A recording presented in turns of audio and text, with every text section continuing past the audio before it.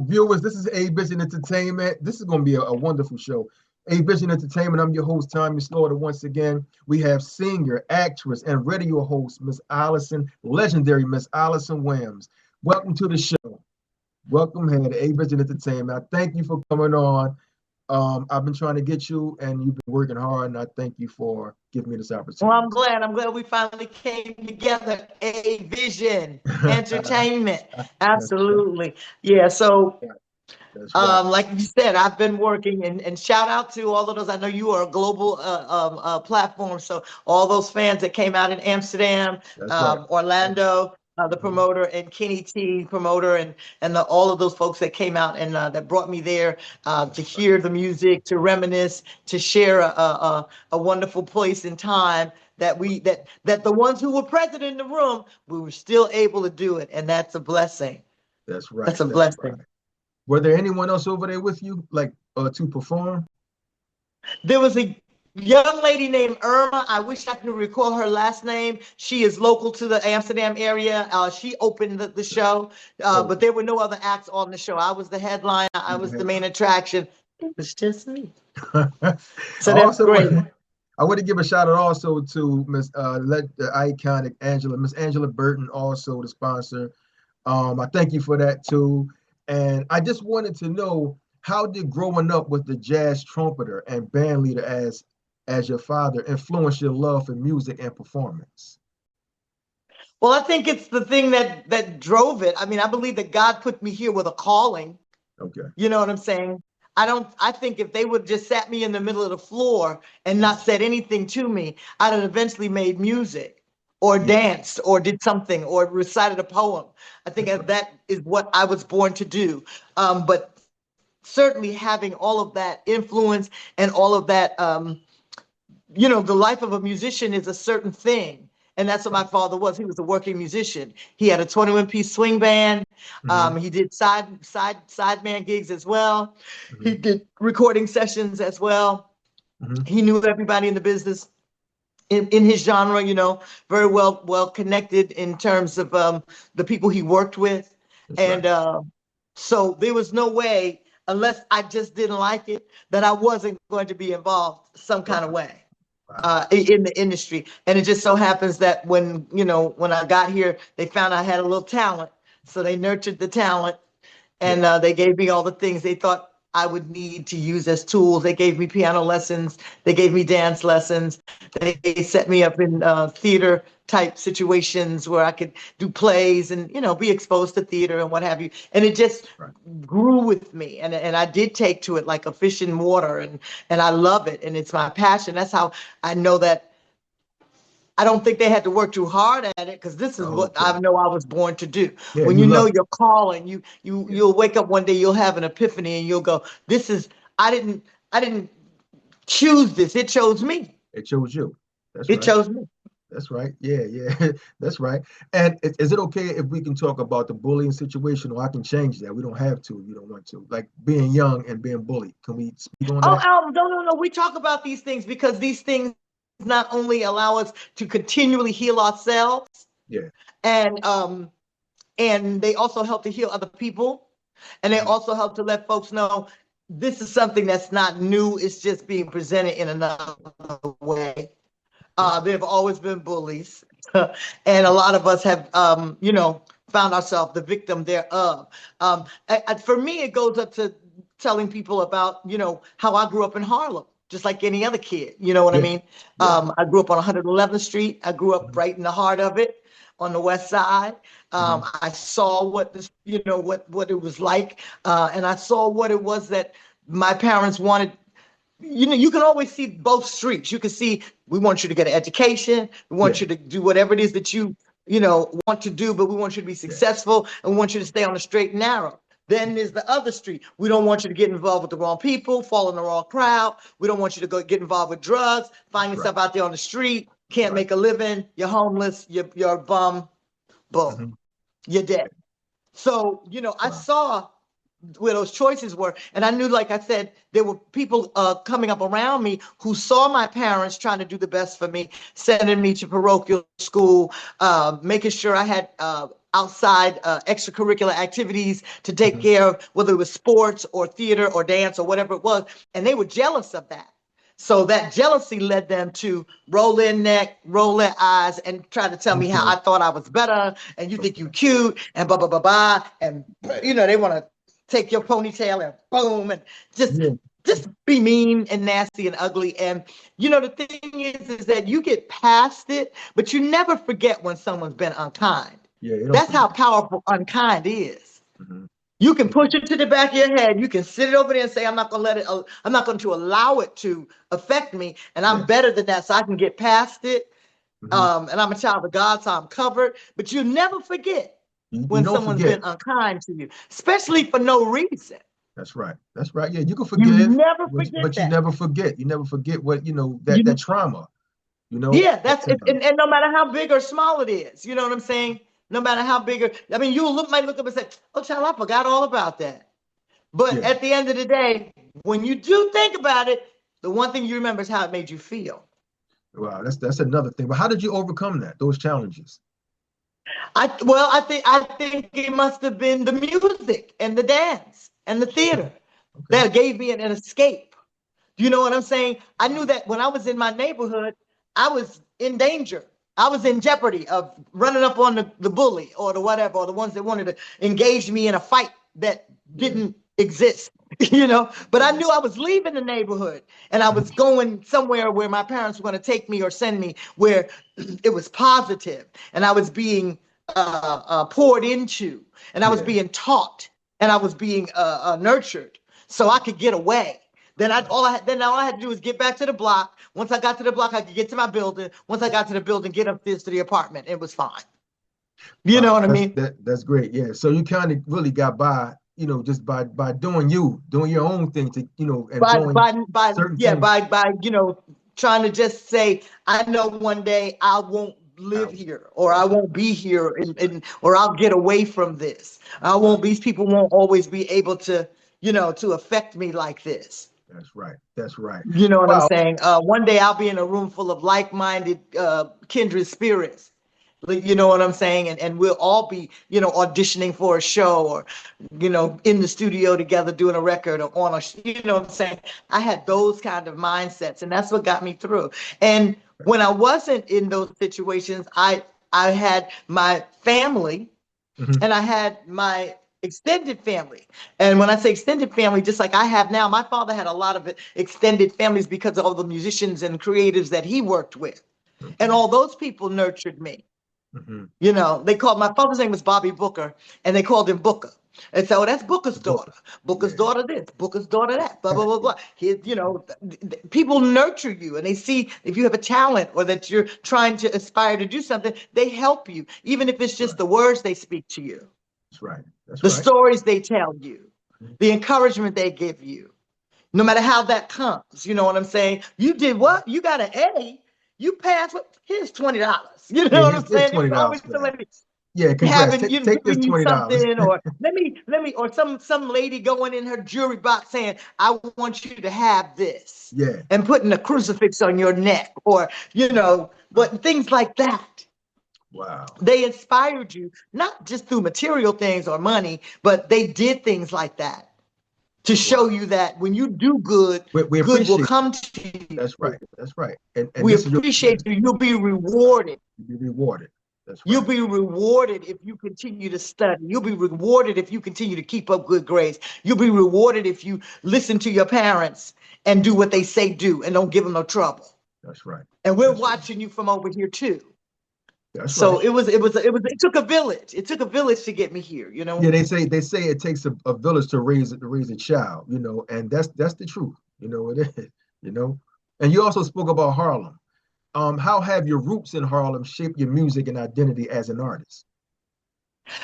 Oh my gosh! Oh God! You know, I can tell, you know, people all day long. You know, Harlem's changed a lot. You know, I lived there not too long ago. I've been in North Carolina for 5 years now, but I lived in Harlem as an adult. Once I moved away, I've lived in many places. I've lived in places around the world, but I came back to Harlem. It's so diverse, and so many different kinds of people, so many different types of people from different walks of life. that you can't help but get a very eclectic take on the music. Whether it's jazz, whether it's R&B, whether it's rap, whether it's Latin music, Latin pop, pop music, house music, EDM, whatever they calling it now. They, there was no way in the world for me not to be able to come out of it with a great knowledge of various types of music and what music I wanted to, indulge myself in. That's right. That's right. Wow. You know what I'm saying? It was like when I trained as a dancer, I studied all disciplines of dance: ballet, modern, jazz, Caribbean, Afro-Caribbean, all different types of dance. I decided at some point in time that I was going to go into traditional African dance, Senegalese and New Guinea and things like that. So you make your decision. I knew that jazz was going to be my love forever because that's what I came up with. That's what was being played. The majority of the music in my house was jazz because my dad. Okay. Although we listened to gospel, we had Mahalia Jackson and all of the different gospel artists of the day. We had James Brown. Yeah, different genres. I had Jackson 5 records. You know what I'm saying? I had the Silvers. Yeah, Jackson 5, Yeah, right. And then when I went to hang out with my cousins, who everyone was older than me, because there's a 10-year gap between my sister and I. So I call myself the Oops Baby. You said the Oops Baby? Wow. And so I just, I got to hang out with an older set of people who were listening to the other artists of the day, the Delphonics and the Stylistics and the Black Ivories. Temptation. And you know what I'm saying? Yeah. The more mature, what we call it, contemporary R&B of the time. Yeah. Do you know what I'm saying? So I got that music too. I got to listen to, and then of course the music that was just prior to them. So I knew what a Jackie Wilson was, and I knew who a Nancy Wilson was, and I knew what I'm saying? I just had a lot of different influences. Yeah, wow. A lot of different influences. And also recording Summer Nights in Harlem. What was the inspiration for your album, Summer Nights in Harlem, the production process, and how it felt to bring that dream project to life? Well, you know what? I want to go back and just say, go and kind of just we talked about the different genres. Coming from the jazz background, going to Catholic school, which kind of put me outside of most of my peers in terms of the singing people, because they all came up in church. And I didn't, not with that. But I did have an opportunity to hone my skills as a studio vocalist, but prior to my solo career, but in a genre that I would have never imagined. I met Kurtis Blow. Okay. And through Kurtis, who is the reigning king of rap, which is rap. Y'all who don't know, rap gave birth to hip hop. And so, had it not been for all of those pioneer rap artists, you wouldn't have who you had. There wouldn't have been a Tupac, a Biggie, there wouldn't be a Jay-Z. Forget it. Wasn't going to happen. Yeah, that's right. It's not going to happen. So, and that's fine, but everybody understands that. I was able to sing on some of the songs that have laid the foundation for what rap was. Okay. There were groups like novelty groups like the Fat Boys, and I sang on all the Fat Boy records. Oh, you did? Fat Boys, all of that. That was you. I sang, I sang AJ Scratch. If people don't remember AJ. Yeah. AJ. Wow. And I sang on Love Bug Starsky, You Gotta Believe, all of that. I sang If I Rule the World, I Love All the Girls. And most people think that's Lauryn Hill. But Lauryn Hill had not been born Lauryn Hill was 10 years old, I think, when I sang that. And of course, the iconic, they're playing basketball. That too. We love that basketball. Wow. So I've sung on a lot of seminal records, that laid the foundation for hip hop. That's right. But I've made my career as an R&B singer. I was signed to a rap label, Def Jam, but I was signed as an R&B artist, not a rapper. But I was always trying to get back to my roots. So my root is jazz. And I found myself meeting a young producer named Maurice Lynch, someone that I knew that I worked with was a family member of his, a cousin who had been a stage manager for a few plays that I worked in. And he said to me, he said to his cousin, cousin, if you're looking to do a jazz project, you need to find Alyson Williams. Oh, sorry. I have a guest. Hold on.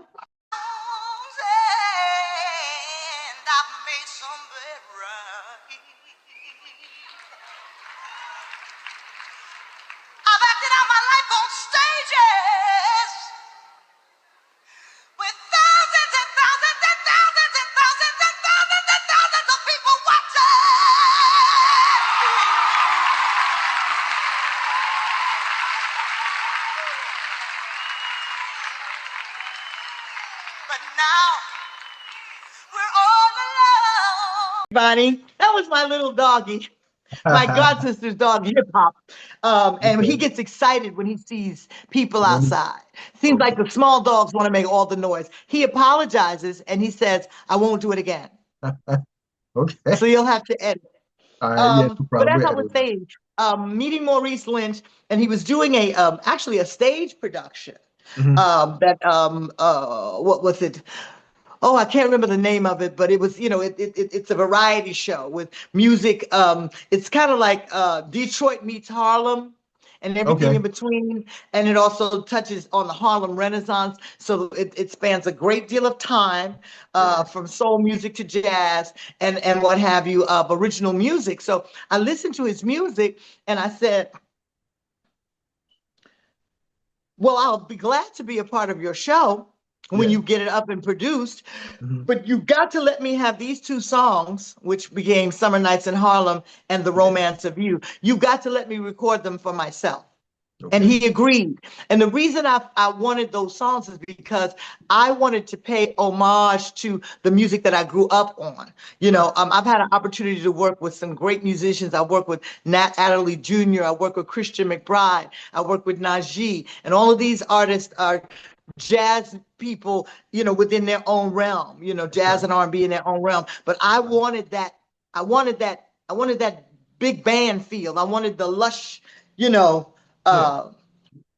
Quincy Jones arrangement. You know what I'm saying? I wanted that. And so this music was going to give me an opportunity to have that. And I went out and got all the great musicians I could find. And I got Ray Chu to do arrangements and strings and horns for me and what have you. And it came out really great. Only thing that happened was, COVID happened. And when we were about to release the single, COVID stole our opportunity, and then continued to steal our money. Like it did for so many people. So we weren't able to finish the project. Even as you know, most people are not doing full on CDs, but we were going to do a full on 10 to 12 song CD. But we decided, maybe we'll just do an EP and do, maybe 4 songs and release them as individual singles and then release the EP as a project at some time and add a couple of bonus tracks. That's how people consume music now. But even with that, there wasn't enough traction. You know what I'm saying? It was kind of like you could put music out at that time. I mean, some people did, and they were able to do what they needed to do. But it was almost like walking in the wind, walking against the storm. That's right. It was like, let's just wait. So we waited. We did what we call a soft launch for Summer Nights in Harlem, and we put them out. You can find them on the web and in the world, on Spotify and things like that, all on all the platforms. But to answer your question, it was a dream to come true that has only been deferred. Delayed is not denied. So we are going to finish the Summer Nights in Harlem project as a jazz project. It will be inclusive of smooth jazz offerings as well as the traditional offerings that are like the ones that are out there, Summer Nights and The Romance of You. And hopefully we'll get it done as soon as possible. Okay, so that's wonderful. It's still in the making right now of getting done. Yeah, we're still trying to get some of the other songs and figure out, just what the whole situation is going to be. And like I said, we're probably going to do it song by song and then combine it as a project. But one great thing that has happened is I just got, and this has been a challenge. It's very hard for me to find good R&B music. It is today, You know what right? I'm saying? Considering what R&B is today, or what they're considering R&B, or what they're offering Right. on radio, whether it's terrestrial radio or whether it's Right. digital radio. If you listen to what it is, and I'm not saying we have to recreate the wheel. I'm not looking for us to go back to, everything being the same, but it ain't what it was. No, not at all. And Not at and I all. don't think that it has the integrity. I don't think it has the quality Hmm. that Right. it might be clear and crisp. Yeah, You know but what I'm saying? It might, it's it might not the quality. It's it's not the quality. say, Yeah, yeah, yeah. You froze. You froze. for me, um, I think because of the internet and the World Wide Web and everything we have that makes us be able to reach such a vast, um, we can reach into the atmosphere. It's infinite. So that means the good music is out there. You just have to find it. That's right. Like I That's right. said, there's something for everyone's appetite.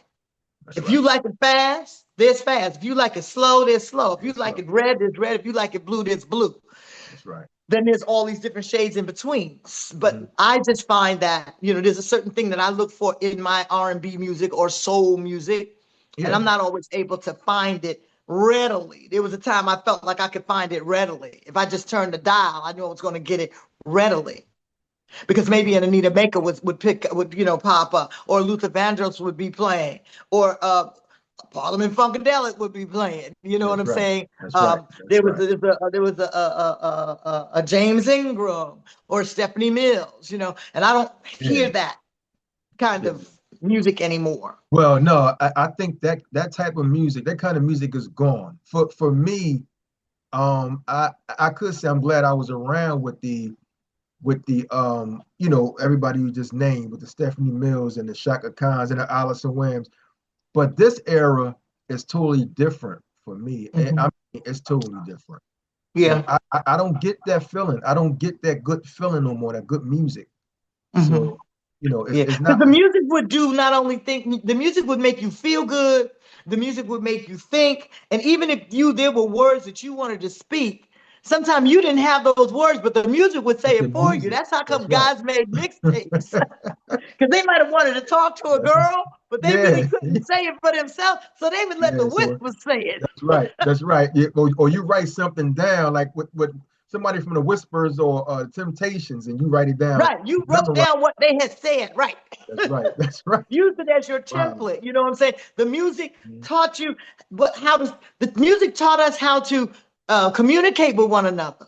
That's right. It did. The music taught us how to be socialized, even if Mhm. we weren't sure. The music taught us that we should be respectful to one another.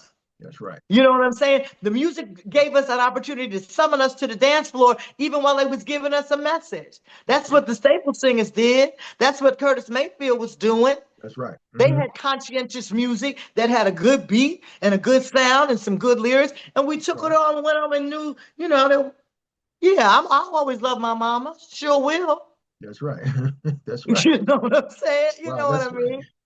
Well, Respect as yourself, that's right. all of that kind of stuff, and we could still be doing this the whole time. Bobbing. This bobbing. I'm just saying, the ultimate. Say it loud. I'm black and I'm proud. We I'm had black somebody and I'm actually proud. telling us Wow. how to hold our head up and walk down the street. The That's whole right. time we was That's right. I can't That's find a right. record that's telling me anything like that today. I can't even find a record that can teach you about yourself. Sometimes when you listen to, like, when you're hip hop side, you go to Public Enemy, you go to X Clan. There's none of Right. those, no consciousness out here right now. And if it is, it's hidden. You can't find it anywhere. Mhm. Yeah, Yeah. that's just what it is. And as a business owner of your own production company, a woman's Hmm. prerogative, right? Hmm. What was the greatest lesson you learned about taking creative and financial control over your career? That is something. The greatest lesson is that it's something that you absolutely have to do. Ah, You must do it. You that's right. must do it. If you're not in control of your Your creative business. and your business, then you'll never be in control of your own finances. Be they up or down. Mhm. You won't. You won't be able to navigate those waters. You'll probably always make money and find streams of income, but to really have, you know what I'm saying? It's like saying if you don't eventually try to get your credit in order, That's and right. go and find a down payment or save up or get a loan or whatever, you'll never own. You'll always rent. And as long as you rent, it's not yours. That's right. You And always eventually rent. you always want to own. And you'll miss out on a lot of great opportunities. Right. Yeah. Wow, that's You'll miss out on great opportunities. So yeah. I know we talked about being signed to Def Jam, you know, the first artist, the first woman being signed to Def Jam. But what was it like to navigate both hip hop scene and your R&B jazz roots simultaneously? Well, by the time I got signed to Def Jam, I was still, you have to remember there had been a shift in the music at that time.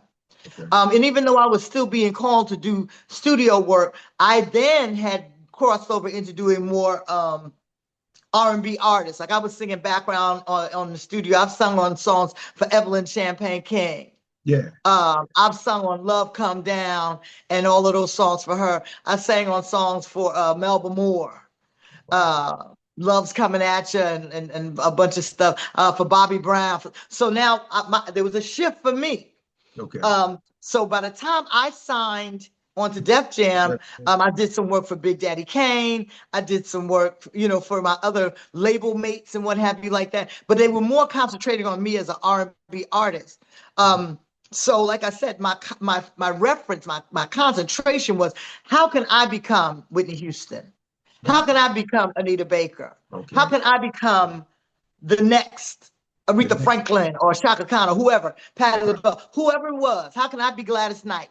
That's what I wanted to know. How do I find that? And once I could get that together, since I've gotten this R&B contract on this Black hip hop label, rap label, then I can find my way back to how do I find my Nancy Wilson? How do I find my Dinah Washington? How do I find my Ella Fitzgerald voice again? Wow. Wow. How do I find my Carmen McRae? How do I get back to that type of music?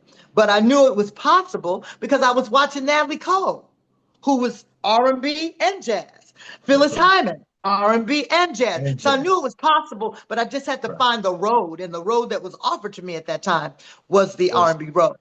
And it was a wonderful thing to be at a place where you have to understand Def Jam not only changed the music, they changed the game, and they created a culture that's a whole new, a whole nuance of people were raised on this music, and now they're grown and have kids of their own. Wow. And so they did have a Public Enemy, and they did have a De La Soul, and they did have a LL Cool J that was in their face. That's right. And we came from being here to, you are going to put us on MTV. And yes, you are going to show us on the Grammys. And we're going to not only give us a Grammy, you're going to show us. We fought for these things through the hip hop rap genre. And to be in the middle of that. And it was weird because it was kind of like being the girl in the gang. You know what I'm saying? I was like Darla in the Spanky in our gang. They had Darla. I was like Darla. I was a girl. And I was the different girl. I wasn't a rap girl. We had Nikki Dee. She was a rapper, but there wasn't a major female force there. And I was that. And all of my rap brother counterparts loved upon me too. Did you ever did you ever do a song, like a hip hop song? And do you remember that? Do you remember the lyrics to your song? Did I ever sing a hip hop song of my own? Did you ever actually write your own song and lay it, mix it down and everything? Did you do that? No, I never did. I mean, obviously, My Love Is So Raw has a rap verse or two in it, but I didn't write it and I didn't perform it. But I always keep 12 to 16 bars right here. Okay. Because I feel like I'm called to that. I'm called to that because you never know when you might have to get in a cipher and you can't be the first lady of Def Jam and can't flow. That would really be an embarrassment. So I have some bars that I keep that I wrote just in case anybody ever steps to me. I can just Well, while I'm asking You you, know. can you spit those bars? That's 16. Can you do that one All right, so time? I'm gonna give a disclaimer. I'm gonna give a disclaimer. All right. Now Okay. everybody knows I'm a singer, so that's fine. I believe we always do best what we do most. And when I mean that, I mean like I don't rap all the time. So I'm Okay. trying to make sure it's in my brain. So Okay. if I stumble, just know it's because I don't do this all the time. So No I problem. may be a little forgetful. Not that I don't know how to do this. So let's see, on the ones and the two, how do people start to rap now? Because they used to go, yeah, They yeah, always yeah, go, yeah. yeah. Yeah, that's how they start off. Like, okay. Right. Okay. Some people try to, oh, okay, wait a minute.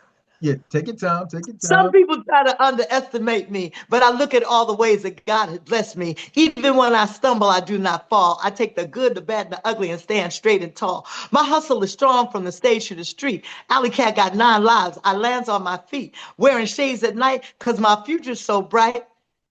My life, oh shoot, I was going good, wasn't I? No, you was flowing, you were flowing. So I'm a walking, talking miracle. My life is a light. If you step to me, you better know your position because I'm a living legend and I'm on a mission. I may not be as young or pretty as some, but one thing I'm not is stupid or dumb. When I roll through, I upgrade the whole block. Ain't nobody in the place got what Alley Cat got. Oh, okay, uh, okay. oh, I was almost there. You Got got what Alley Cat got. Oh, it's gone. I can't remember, but it ends up. Um, uh, I'll have to come back with you. I have to come back to you, but this I keep exclusive. it here, so I Yeah, know it. I'll come back to you. And listen, I don't even have no bones about it. I'm not a rapper. That's not what I do. no, But that's I fine. wrote something that I thought was told the truth about who I am.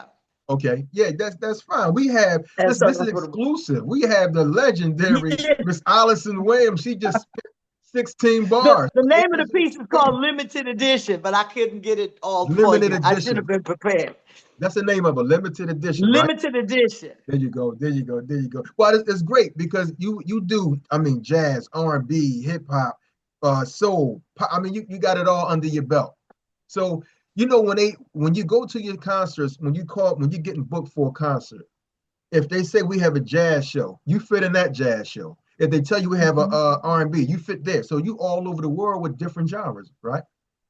And yes, absolutely, and that's what I pride myself in doing through my company, through AWP, is when Yeah, people call to get an Alyson Williams show, I can curate exactly what it is that they want. that's right. If they want a show that's going to be jazz heavy, then I'll give them that. If they want it smooth, I'll give them smooth. If they want it more traditional, I can give them the traditional stuff. They want some blues thrown in, I can give them the That. blues or the southern soul. If they want a hip hop show and they want that the sleep talk and my love is raw and all of that, That. music that we did back then, I can give them that. If they want a show that's gospel, you know what I'm saying? Yeah. I can put a good inspirational set together.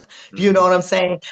If they, it's according to whatever it is that they want. I have house music that a lot of people are not familiar with. That has I just released one song called "Useless Love," and it's starting to get a buzz. And I worked and did some songs in the past with our late great Colonel Abrams, Okay. and it's music that has not been released. But I have that if that's what they're looking for.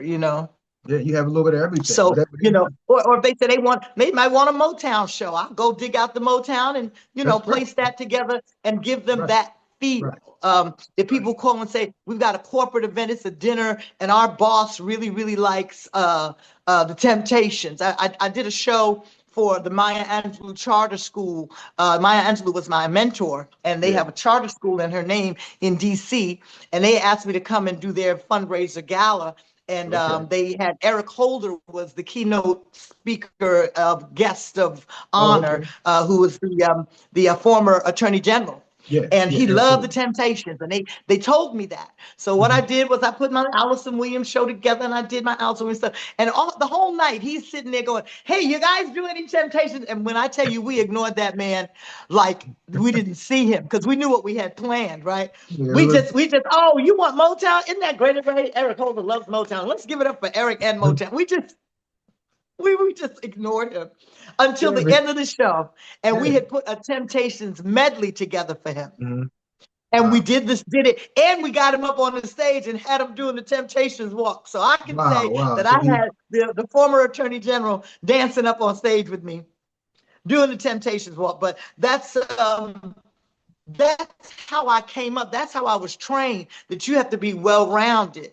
You don't want to be in one pigeonhole. Another mentor that I'm proud to say was in my life was Nancy Wilson. And she says, they call me a jazz singer all the time. She said, I hate it when I hear them say that. And I would ask her why. She said, because I don't like to be put in a cubbyhole. like a I don't like to be box. pigeonholed. Yeah. I can sing any genre of music I want. And she Yeah. said, and don't you let them do it to you either. Okay. That's what she taught me. So Wow. Wow. So she felt like she was kind of like in a box, like in a small box when they say just a jazz singer, basically. she felt, and obviously she was a worldwide star, you know Yeah. what I'm saying, and Yeah. and queen in her realm. But just I think the way that when you put it that she's a jazz singer, it means that she is, will not sing R&B, or would not fare well singing Yeah. R&B, Yeah. or whatever other genre of music she might have wanted to sing. Yeah. It's like nothing else to it. You just that. But she has a whole lot to offer. She had a whole lot more to offer. That's She right. just, That's right. she stayed in her lane, Right. and she knew what the people wanted, and that was great. But just, she was always conscious of the fact, don't allow anyone to just make you one thing. Unless you are one thing, then be that and be the best thing that you can Yeah. be. Then But be that. overall, But that's what it is. You have yeah. done vocal coaching for up and coming artists. What is the most important piece of advice you give to young performers entering the industry today? Uh, I think, now coaching is one thing, and speaking, or mentoring, or teaching and grooming and nurturing, from the other standpoints of this business. So the first thing I teach them is that if you're really going to do this, you have to be disciplined. There's going to be a lot of stuff you're not going to be able to do because Right. you want to sing, you want to Right. perform, you want to act, you want to dance. So let's know that it takes discipline to be great. Do you know what I'm saying? Just like watching our pro athletes who make millions of dollars and have all Yeah. these endorsements and stuff. Don't think for a moment that they didn't have to give up a lot to get to the level of success that they're at. Same thing. First, learn all you can about your craft, especially on the business side. Learn to read contracts, or at least what the wording is. Read, go, pick up a book or get on your Kindle or however you're consuming words, and figure out what this business is about. Know what's out here, and how to avoid certain things. And if you're not sure, learn how to go find somebody that can point you in the right direction. Um, you have to, like I said, discipline yourself. You're not going to be able to run out in the street or stay at the club all night long and drink to your fill, or Yeah. holler out like you want, because you got a muscle here. It's just like taking it to the gym and making it strong, and protecting it.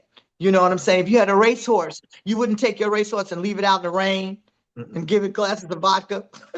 Yeah, that's You'll right. keep That's it right. covered and You put a keep it covered. blanket on it and brush it every day and That's make right. sure it ran and got exercise, That's because right. it's a That's right. thoroughbred racehorse. That's That's how you right. got to treat yourself, That's right. like you're a thoroughbred.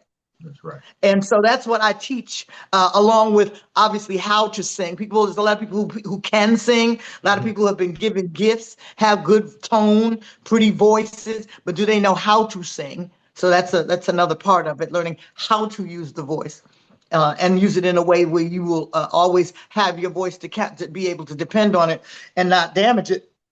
Yeah. You know, And just do trying to get to what you think you want to achieve. okay. You've traveled the But world. like I said, it's really important that people. Mhm. I can hear you. Go ahead. You froze for a minute. Go ahead. You can say it. You can finish saying what you were saying. I thought I froze for a minute. I felt frozen and then I froze. Yeah, you did. You Yeah, so I think those are the main components, that the student, whoever the student is realizes, are you serious about this? Do you really want to put yourself into this lane, Mhm. and follow it through, knowing that it's very difficult, it's very fickle, it can be very unfair, That's right. um, and but it can be very, very, very rewarding as well. Okay. You know what I'm saying? And then, like I said, to know the business, to know your craft and know the business of your business. The biggest word. Music is this big, business is that big. You know what I'm saying? That's right. Show is this big, business is this. You want to be in show business? Figure out the business. Figure it out. Figure it out. You've traveled the world and you've seen it all. You've been with a lot of artists, money. What does success mean to you? Success means to me that I'm able to do what God gifted me to do and make my living at it. Okay. That's success to me. Yes, I would, I have an Emmy now and I'm very proud of it. Now I'm working on my Tony, Oscar, and my Grammy. Well, if I achieve that, I'll be very happy. Because I believe that when you are recognized in your field as being the best, it puts a light on you, and then more people can see that you're the best, and those people will call on you to endorse what they're trying to get out there. In other words, if they see Grammy award-winning singer so and so and so, well, we got a couple that we want tea. We're gonna put it in their hands because everybody likes them. They're the best. They're Grammy award-winning. Can you please say, here's our tea? You know what I'm saying? That's what that does. It gives you an opportunity to have a bigger platform and a bigger voice, because when you win awards and so on and so forth, and then you're also able to demand more fee for what you do. But that's not the whole thing. The whole thing is being able to know that you're doing something wonderful. You are using your God-given gift. The gift God gave you, you can give it to others, and it makes a difference. It inspires somebody. It touches somebody. It might make them laugh. It might make them cry. It might make them fall in love. It might make them at least want to know what love is. That's what the success is. That's where your success is when you do what you do and you do it well. And you have to learn in what I do. It's about keeping my spiritual self grounded, so that the money and the lights and the glitter and the bling don't take me over. Yeah. That I still stay knowing that I wouldn't have any of it if it weren't for God. That's right. If I didn't know that there was something bigger than me that allows me to have these opportunities. That's right. That opens these doors. So that's what success is that every day I wake up in my right mind, knowing that it's going to be okay. Even on the days when it's like, and some days it's like, but it's like that for everybody. So, my success is that I've been able to do it as long as I have. There's still people that request me and want to come out and support me. And that's success. That's success. I may not have a star on the Walk of Fame yet, but you know what I'm saying? I know that I'm still viable. I know that I'm still relevant. Yeah. I know, like I said, when I open my mouth or sing certain words or speak certain words, people go, oh man, I remember that. That got me through college, or that was my mother's favorite song, or I knew that I could be all right with this, or when I wanted to when the favorite girl that I wanted to date in high school or whatever, I didn't know what to do, but I took her to your show, or I would play your music, and she liked me. That's right. Yeah, all that stuff is success. It makes you feel good, Yeah. Success is knowing that you do what you do, and you do it right. And especially when you do it and people think it's easy. When you do your job and people look at you and they don't think you have a care in the world, and all you do is jump on and off planes, and you don't ever have any bills and everything is fabulous. When they think that's it, and you're never tired and you're always like that, then you've done your job. Because you've made it look seamless. You made it look easy. Right. You made it look easy. You made it look easy. It's not easy, but you made it look easy. Wow. And that's success. That's what it means to be successful. When you make it look easy. I know people think this is easy because every time I'm doing it, I'm smiling. So they think, yeah, I know. Hey, this must be easy and fun. You have to put on that smile, because sometimes, this is what, even if you're feeling down, you have to put it on regardless. Oh, absolutely. Absolutely. Especially if you decide what you want to do and your calling is to be in the public eye, because we're the thing that gives other people ease. That's right. Entertainment is the thing that people turn to when, they have nowhere else to turn, when they got to turn the news off, when they can't watch another moment of CNN, they got to come to music. Or they got to go to the theater, or they have to go to a museum, or go sit in a park and look at something beautiful, something that's art. They got to go listen or read a book. that's what the arts do. That's why it's so important that we keep them and that we nurture them and nurture the next musician, the next singer, the next ballet dancer, the next hip hop dancer, the next model, the next painter, the next sculptor. Who are these great people?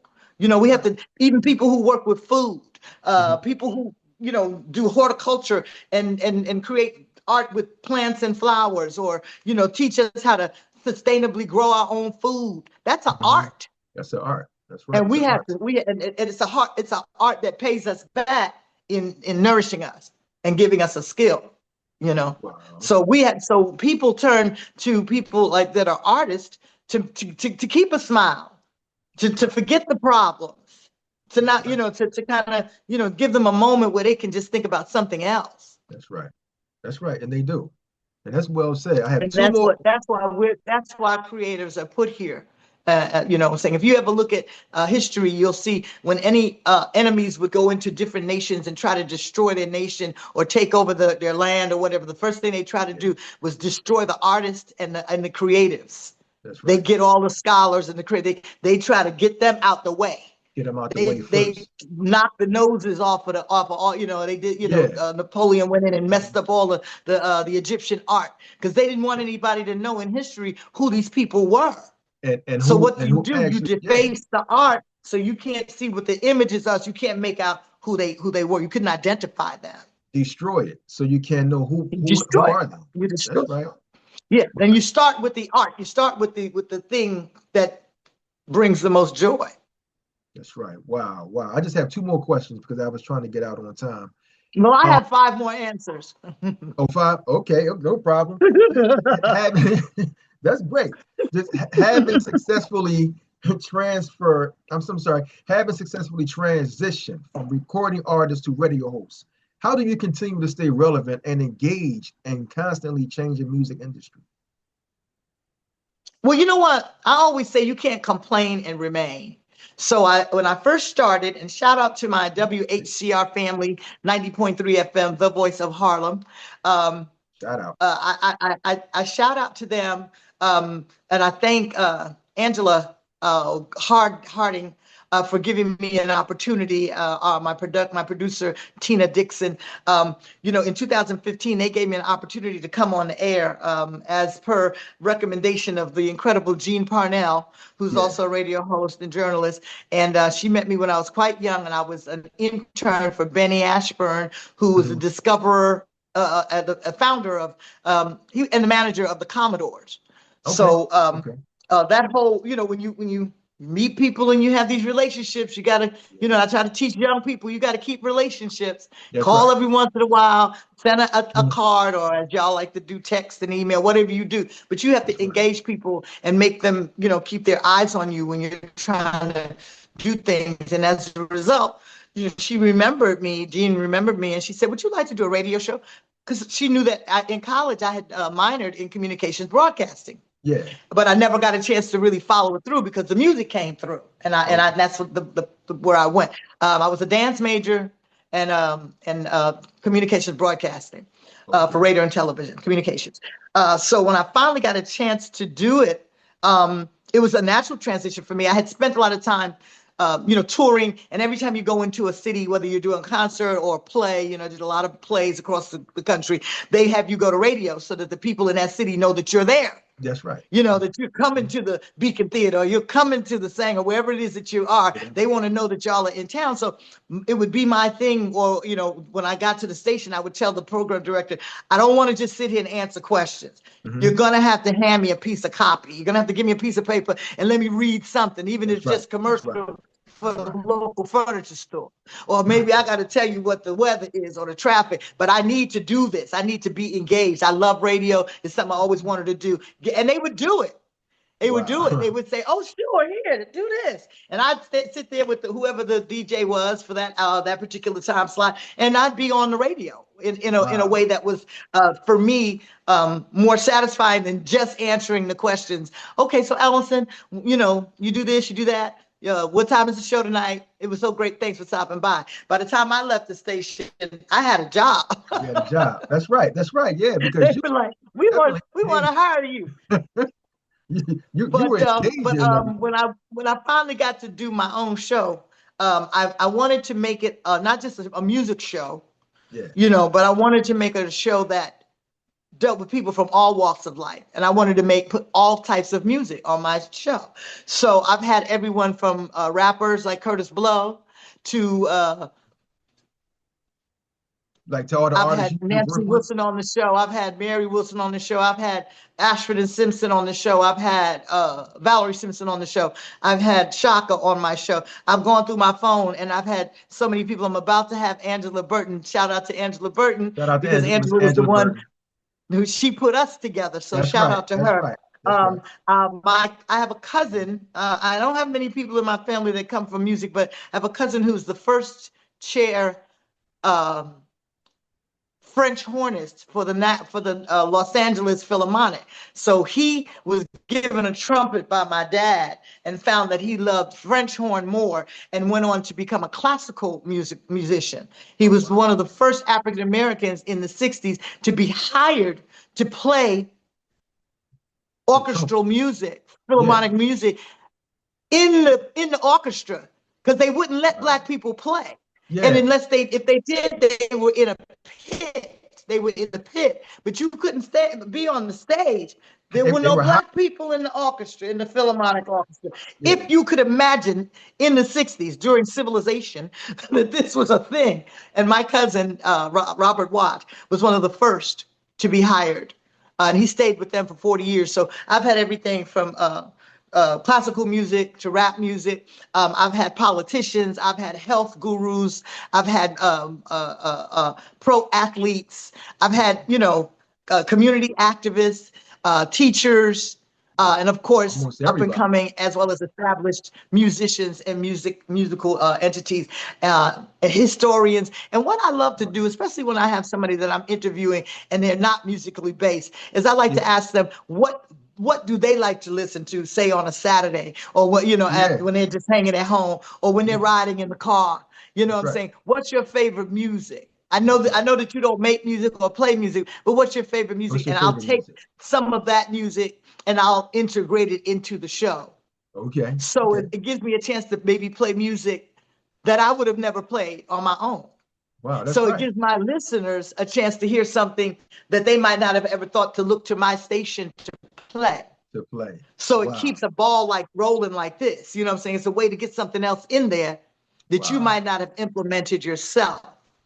And so the good thing is I've been approached by DETV, which is Delaware TV, Ivan Thompson, who is the creator of it. They want to help me turn my radio show into a podcast. Oh, that's great. That's great. So my show is called Love Notes with Alyson Williams in the Chill Zone. Will now be Love Notes with Alyson Williams in the Chill Zone, the podcast. Yeah. Yeah. Okay. Yeah. So I got everything. We're bringing that. I want to be like you. I want to be like you, Tommy. I want to podcast. I loved going when I lived in New York. We broadcasted it live from City College, which was not far from where I lived, and that was my alma mater, City College. Okay. And so I would love going to the studio. I had a later in the evening slot. I had 8 to 10. And I still have 8 to 10. And I liked being in the studio by myself when I didn't have a guest, because I knew that we were always broadcast via the internet by .org. And so people could tune in and they would watch me play the music and watch me do the breaks. Then they'd call or they'd text in or leave messages. And so I was interacting.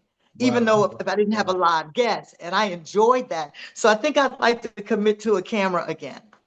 Wow, that'd be great. And since you are in the studio, are you doing a little mixing and scratching? Because you have hip hop inside of you. So you do a little mix.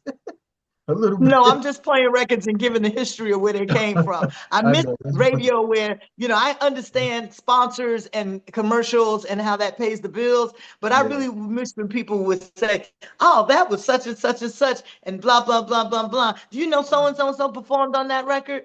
Blah, blah, blah, blah, blah. So, I want people to tell me stuff. I need people to talk to me. That's why I turn the radio on.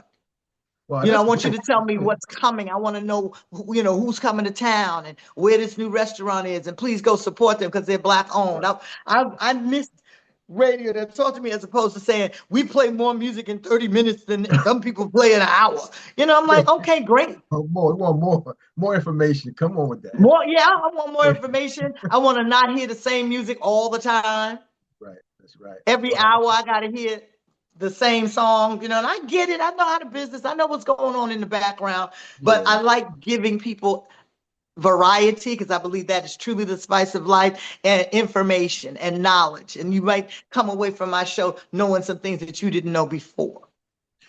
That is great. And I hope you do get the Delaware show. And you know what? You will get it. It's coming soon for you. You know, he's going to set you up a nice platform. So yeah, top of the year. It's going to be good.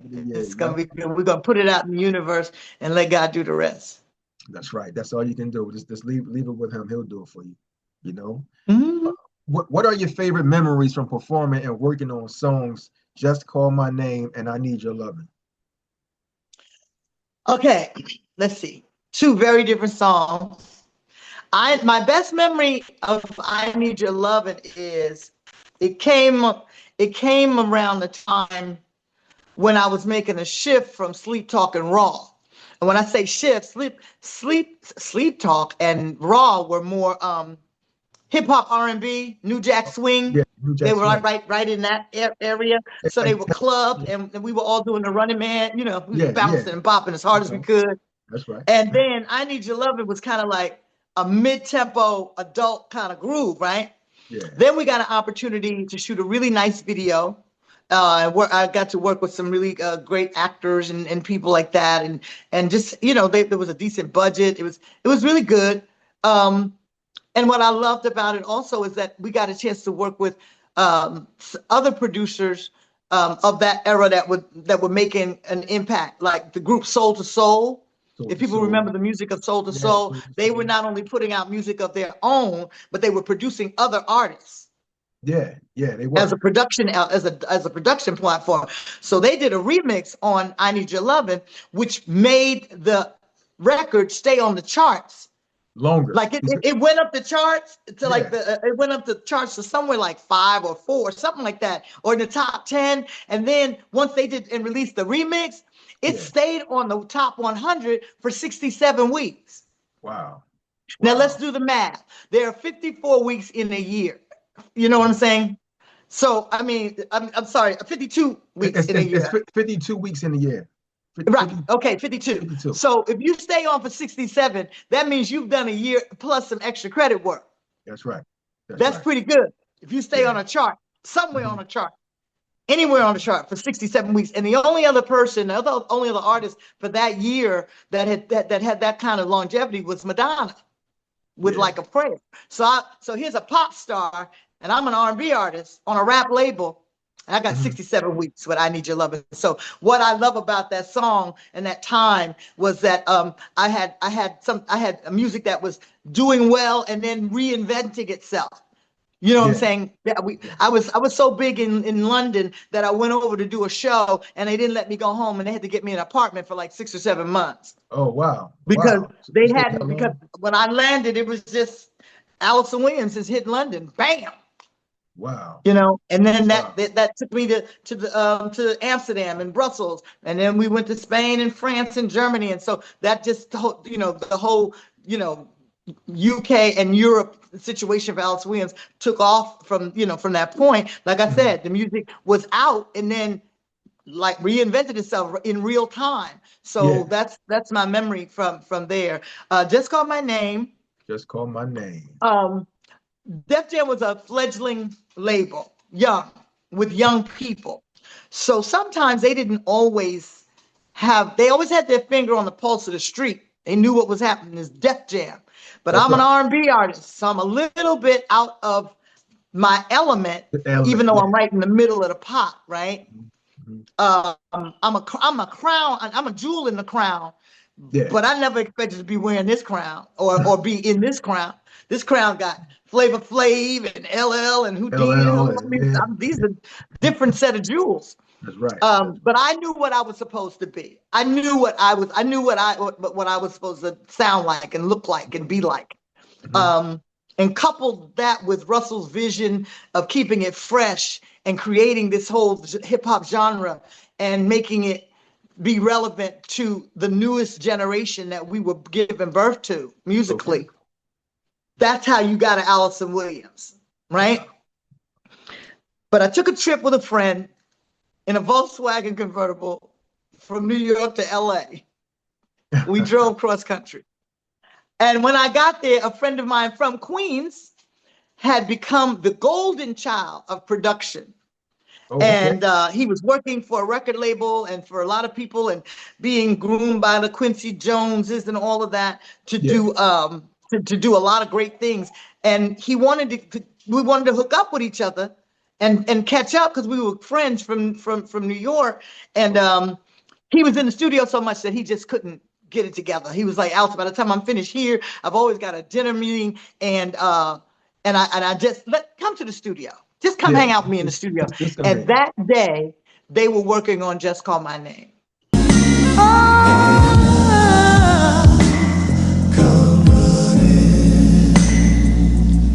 Don't you know I'm such all over. I know there's not like you nowhere. I'm so glad. Just call my name. Wow. And I sat in the green room while they were in the studio, and I listened to the song over and over again, and they were laying down the parts, and I was playing video games and, you know, just having a good old time. And so at the end of the day, he said, Alyson, come in here. I want you to do a female version of this song for me. I want you to sing, because there was a male lead on it. Okay. You know, this song would have, Just Call My Name would have belonged to anybody. Oh, okay. So it was being worked on for a cassette tape that was going to be on some record executive's desk. So it wasn't finished with the male. It wasn't finished, and it wasn't for me. It was going to be a song that was going to be presented for whoever a record label might have wanted to give it to. But I knew when I heard it that it was mine. Wow. I knew when I heard it. So I went in and I sang it. And when I finished singing, I sang it all the way down one time, and it got really quiet. And then they pushed the talk button, and I'm stalling. I'm not stalling, but I'm in my mind. I'm trying to remember. I can't remember my producer's name right now. I'm having a moment of memory today. But at any rate, he said, Alyson, are you in love?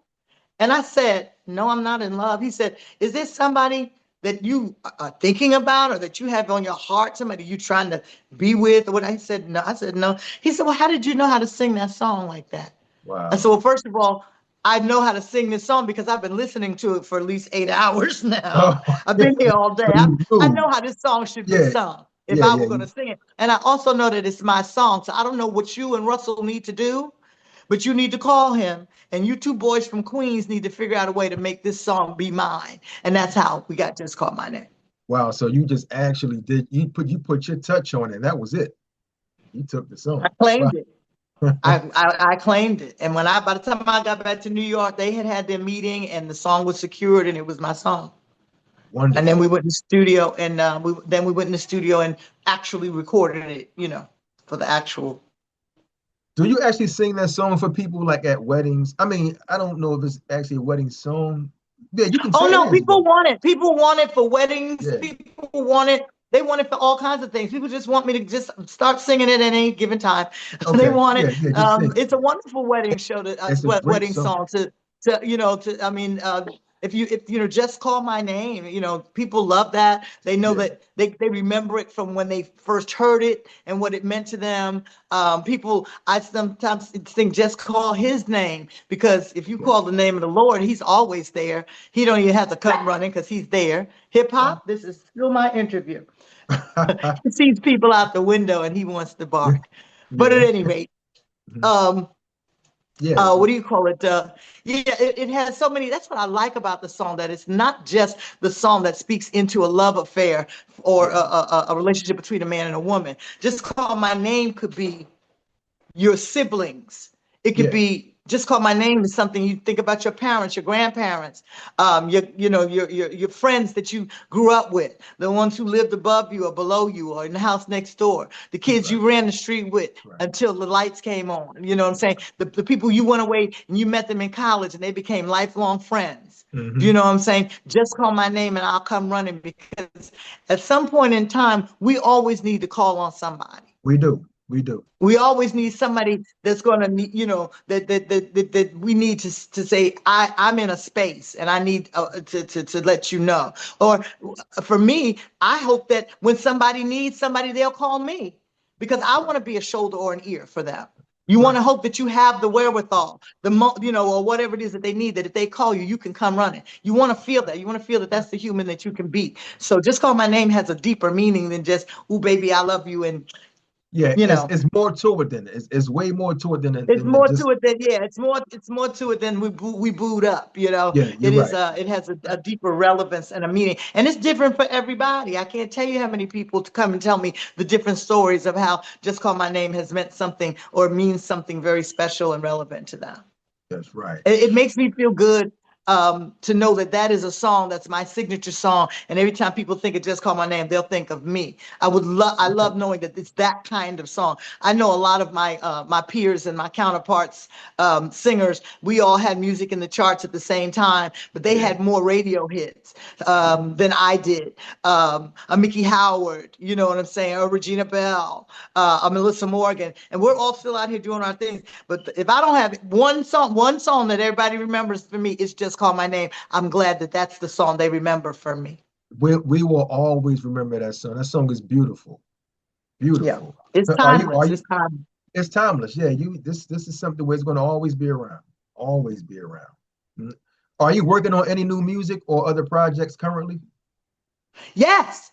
We are continuing, like I said, to try to put the pieces together for the Summer Nights in Harlem. Yeah, Summer Nights in Harlem. But in the meantime, my manager, shout out to Dahlia Mignette and Staccato Management, she went somewhere and found some producers and some writers that submitted some music to me.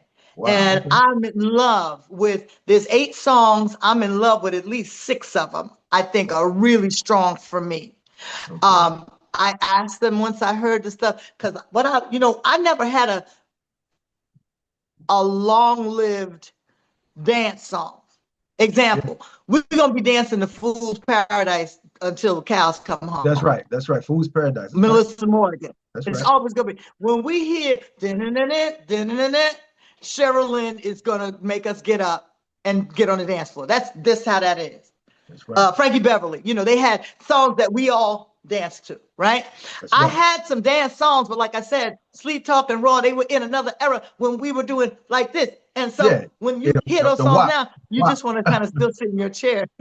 That's right. That's right. We ain't jumping around like that no more. So I've always wanted that kind of adult groove song. So that's what I love about this new music. It's going to give you a chance to kind of give you that get your groove on. You know what I'm saying? Yeah. And what I liked about the lyrics is the lyrics are talking from a grown woman's point of view. Yeah. You know what I'm saying? Speaking the way I would speak if I wanted to look at a guy and say, "Hey, I think you're really handsome and I think you're really, fine and fly. And I would love to talk to you, but I don't have time for any games. I'm grown. I've been out here a long time and I'm not going to stand for any mess." You know what I'm saying? They found the right lyrics to say that, but still celebrate that I'm a woman of a certain age, but I still look good and I still like to dress nice and I still like to do things and I'm active and I'm out here and I've done what I do and I do it on my own. I'm not negating any men. I'm not saying I don't need a man. I'm just saying I'd like to have one in my life, but you got to understand that I'm independent and what I've built, I've built. That's right. You know what I'm saying? I built an empire and I need your support just like you want my support. So all of these things, they have found the super fly way to say it. Yeah. The right way and in a voice. Because if I'm singing music right now, there's just certain things I'm not fitting to say to you. Because that's not even how I speak in my own life, let alone through my music. Yeah, so it's gonna be a little different. There's a certain vocabulary that I have control over, and I'm going to use that. That's right. I'm not an advocate of a bunch of cussing in music because I never came up with music that cussed. Yeah. The cuss music we had in our music was in the basement with the Red Fox and the Richard Pryor albums. Richard Pryor, that's right. That's right. Right. We went down and snuck and listened to Millie Jackson, and then we snuck back upstairs before our parents got home. And if there was going to be any cussing in the music, she was going to do it, and that was her lane. Wow. And that's what we did, and it was for the adults. Now there's music that's just, you don't know what you might hear. Sometimes you feel like you're being cussed out. It's like, what did I do? Yeah, exactly. Yeah, like they talking just directly. Trying to hit some music. Like why are you so aggressive? Why you talk about yourself like that? Like they talking directly to you I'm now. a this, I'm a that, in a B, in a B, in a E, in a N, in a M. And you apparently think you're cute. Wow. But when you open your mouth, diarrhea comes out. So I'm like, that's just my thoughts. I'm kind of old school, and there's certain things I just don't understand. I guess I'll figure it out. Yeah, you figure it out. Probably. Yeah. I just want to thank you. We just had a very informative interview. Like, you told us a lot. I know there's a lot more. We need about 3 more hours to hear everything. And I'll come back. But I, like I said, I want people to just stay tuned, keep their ears open for the Jazz Project. Not sure what I'm going to call my new R&B project. Because like I said, we're going to do it in the new school way. We're going to do single by single EP album. That's, we're going to do that particular format of release. So I don't know what we're going to call it once we get to that point to reveal the whole situation. But it is, like I said, new music coming. I'm very blessed and I'm thankful because it took me a long time to really, I get good music with the smooth jazz on a pretty regular basis. If it's not that it's never not good, it just might not be for me. For you, yeah. But the R&B music I was getting was not only not for me, but just not, great in terms of you can't come back out you can't put something down like I Just Call My Name and that's your standard, and then come back with something any less than that. That's right. You have to go up. You can't go backwards. Yeah, you can't go backwards. You have to continue to go up. So I'm real thankful. I don't know these writers. I've never met them before, but I can't wait to meet them, get into the studio and start, getting this music produced on me. So to all your listeners and all of your followers and all of your viewers, I want to say thank you for having me.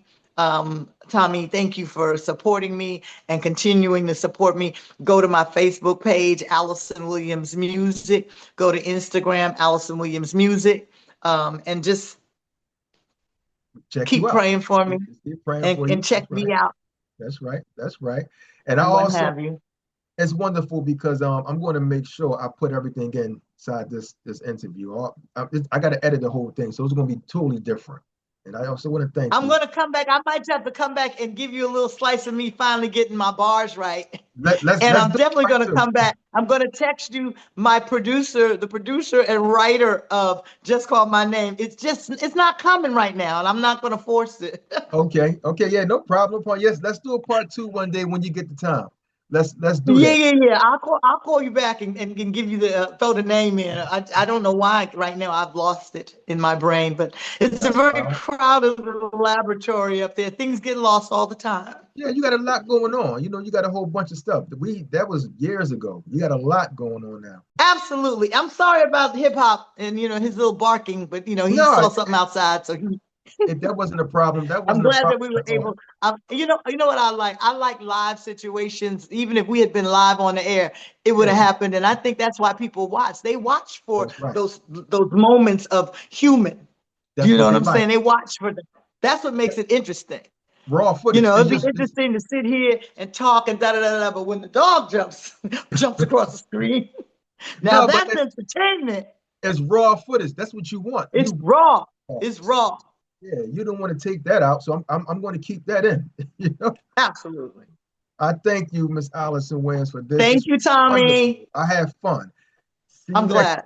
See you, viewers. A Vision Entertainment. Thank you for listening and watching. Thank you. Hey, everybody, it's your girl, Alyson Williams, and you're listening to A Vision Entertainment.